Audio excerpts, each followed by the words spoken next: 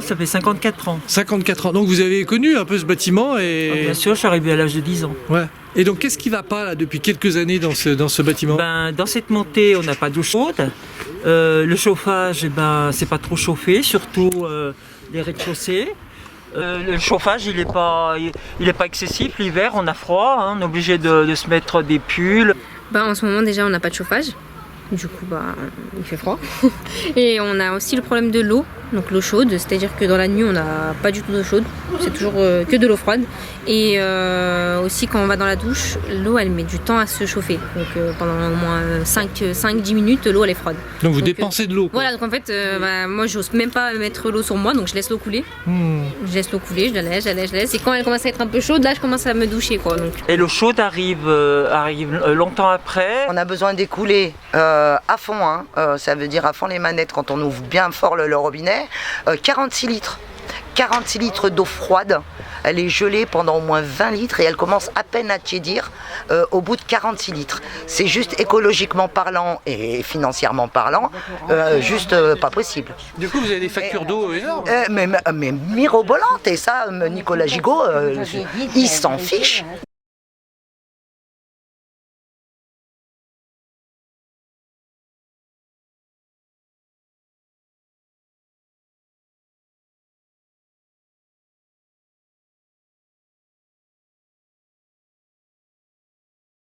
Et donc ça, vous l'avez signalé à Cristal Habitat? Oui, on l'a signalé. Il y a eu des procès avec mes anciens locataires, mais Cristal Habitat n'a jamais bougé. Ils louent des appartements sans commodité. Donc ça dure depuis combien de temps, ça? 6 ans. Cristal Habitat a participé un petit peu à certaines charges, mais on rencontre toujours le problème. 6 ans que les gens rouspètent, qu'ils n'ont pas d'eau chaude. On a des personnes âgées dans la montée, on a des petits. C'est pas normal. On a ce problème qui est assez récurrent, c'est ce problème d'eau chaude qui n'arrive pas jusqu'à chez nous. Et donc, eux, c'est pas leur priorité. La priorité de monsieur Nicolas Gigot, c'est d'embellir le bâtiment, pas de régler les problèmes prioritaires qui impactent les locataires. C'est un vieux bâtiment où il n'a jamais été rien fait dessus. À chaque fois qu'il tape quelque part, ça se casse. Donc on a affaire à des fuites d'eau intempestives. Et là dernièrement, ils nous ont fait les vides sanitaires. Donc il y a 2 appartements qui ont été inondés. Donc dans les WC, dans le hall, les chambres. Oui, suite aux travaux. Suite aux travaux d'entretien.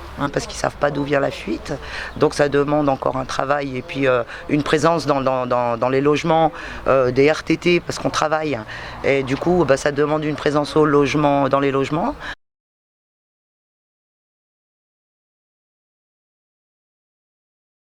Effectivement, sur un bâtiment sur lequel depuis 55 ans il n'a jamais été rien fait, donc la réhabilitation, on était tous très contents qu'enfin ce bâtiment qu'on s'occupe de ce bâtiment parce qu'il a besoin d'un bon coup de propre et de neuf.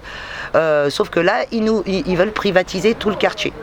Privatiser le secteur, donc ça sera plus la ville qui viendra faire les entretiens, ça sera une entreprise privée, donc ça sera pris sur nos charges. Et il y a des personnes qui pourront peut-être pas payer, mais Cristal Habitat, ils ont conclu ça et ça sera ça.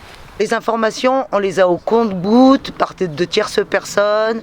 Quant aux délégués de Cristal Habitat, avec qui on a demandé des conciliations, ils n'ont pas les infos précises. Donc nous, ça nous met vraiment en souci parce qu'on ne se sent plus chez nous. Moi, ça fait 2 ans que je suis sur ce côté-là. 1 an, pardon. On n'a pas du tout les infos, on ne sait pas comment ils vont s'y prendre, on ne sait pas comment ils vont résoudre les problèmes.